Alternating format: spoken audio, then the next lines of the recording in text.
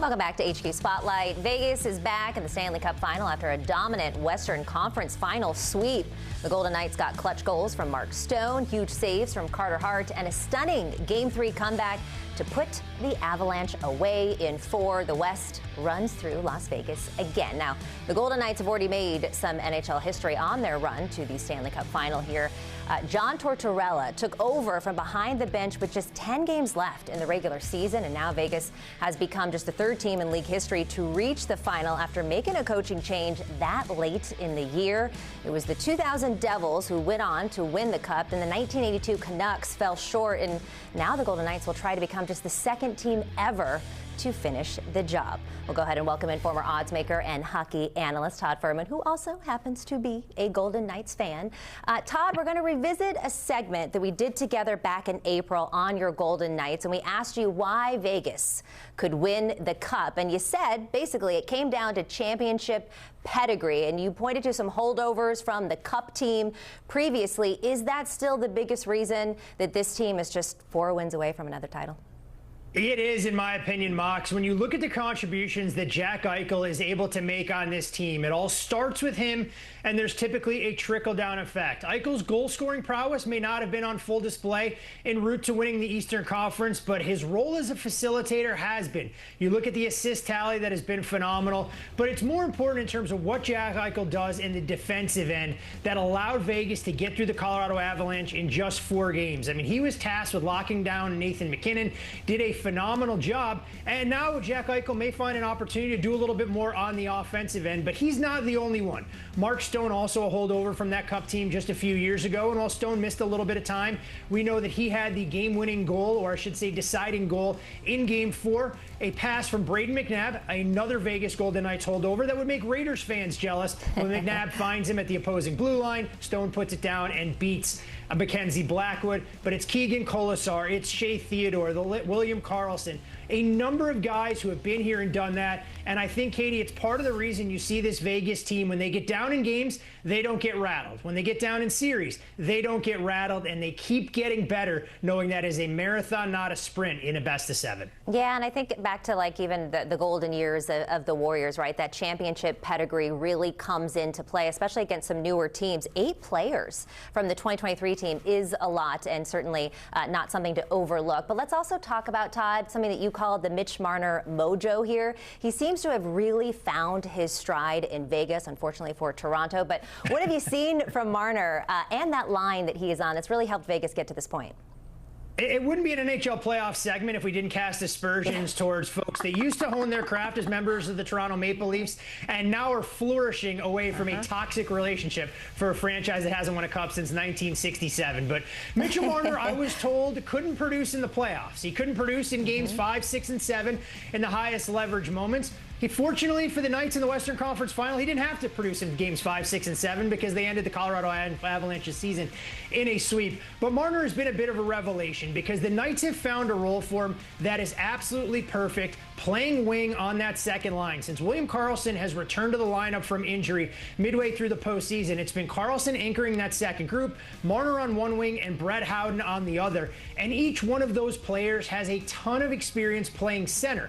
Why is that important? Because they understand the defensive responsibilities that they're tasked with, and they can go out there with a chameleon-like approach. They can create offense, they can stay high in the zone, and make sure that they're attending to slowing down some of the opposing team's best offensive playmakers. This, in my opinion, has been the trio that's allowed Vegas to get to this point in the season.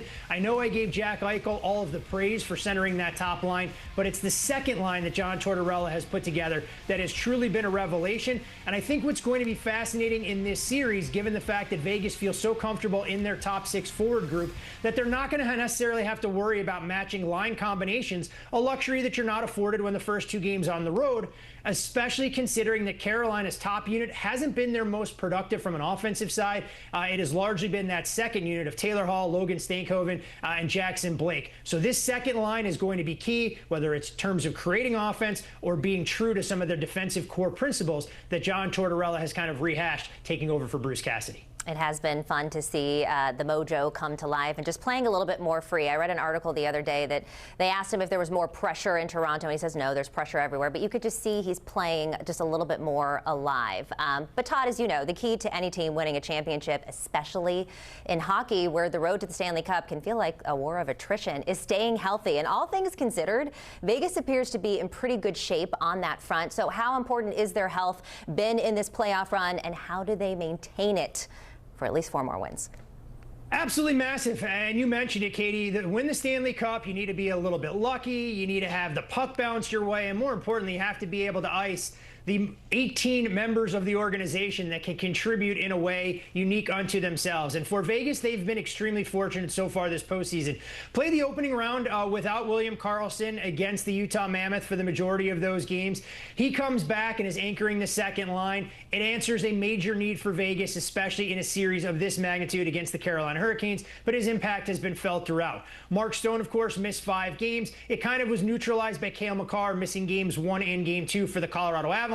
And while Stone may not be the most aesthetically pleasing skater that the Vegas Golden Knights have on their roster, his veteran savvy and contributions can't be understated because he can play on the top line, he can log valuable minutes on the third line, and he knows where to go, especially on special teams when it comes to killing penalties and being able to create offense offensively. And Braden McNabb missed a little bit of time dealing with an injury and a suspension. Jeremy Lauzon is back skating with the team as well, so there's a chance he could find himself inserted back in the lineup as a member of that third defensive pairing. But this Vegas team has been extremely healthy. So has Carolina on the other side. And I think both of these teams have relished the opportunity to rest heading into this Stanley Cup final, making quick work of their respective opponents in the conference finals. Todd, we're going to talk about special teams in just a second. But one thing that you touched on was Carter Hart's current form since taking over as the #1 back in April when you and I sat down here. What do you think that he has shown you over the last month that has elevated this maybe to another level?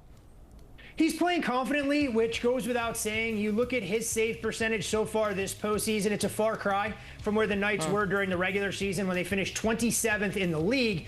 And part of the reason is because they're simplifying their approach defensively. And when I say that, I mean that so much of what Vegas wants to do is play zone defense in their own end. They want to take away the paint. They want to take away those high danger opportunities that come from the inner slot. But for long stretches this season, even when it wasn't Carter Hart in net and it was Aiden Hill manning the crease, a lot of those shots were coming through screens. They were tips. The goaltender never had a chance to pick up those pucks. And one of the tweaks that we have seen from Coach Tortorella is that they're carving out that area, allowing Carter Hart to be a little bit more aggressive coming off his line. He's seeing the first shot, and when you see the first shot coming from distance, your rebound control gets to be that much better, and you prevent some of those second chance opportunities. So Carter Hart has been phenomenal. He continues to get better each and every round of this postseason. A save percentage north of 92, and you need to be a little bit lucky this time of year. Carter Hart's checked a number of those boxes because his counterpart in the opposing crease throughout this Cup final, Freddie Anderson, is also finding his game. This is going to be a fascinating goaltending matchup to watch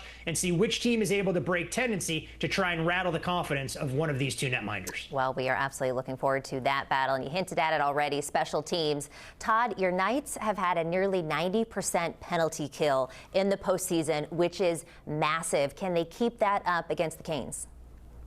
Look, Katie, I'm a little disappointed. I mean, their penalty kill has fallen off. I mean, there was a stretch at one point this postseason where they were at a 95% clip. They're almost looking human right now when killing off penalties. But special teams, to your point, a massive indicator of the kind of success teams can achieve this time of year. And Vegas has been stout, both killing penalties and, more importantly for them, too, their power play hasn't fallen off. They've been able to continue performing at a high level. A group that was right around that 24-25% threshold throughout the course of the regular season. It's been more of the same despite some of the tweaks that they've made to their man advantage.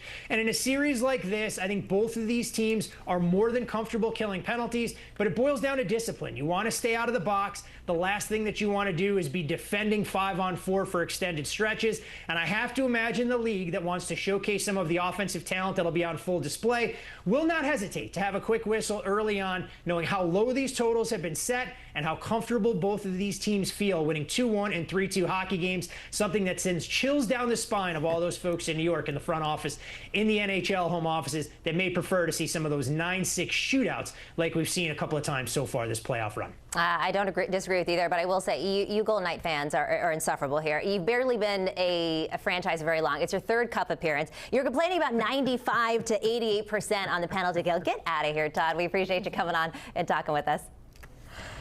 All right, the Golden Knights are headed to the Stanley Cup Final for the third time in just 9 seasons of existence. Vegas fell to the Capitals in its inaugural season back in 2018, but they broke through with a Cup title in 2023, defeating the Florida Panthers in 5 games. And now the Knights are 4 wins away from adding a second championship to their rapidly growing legacy.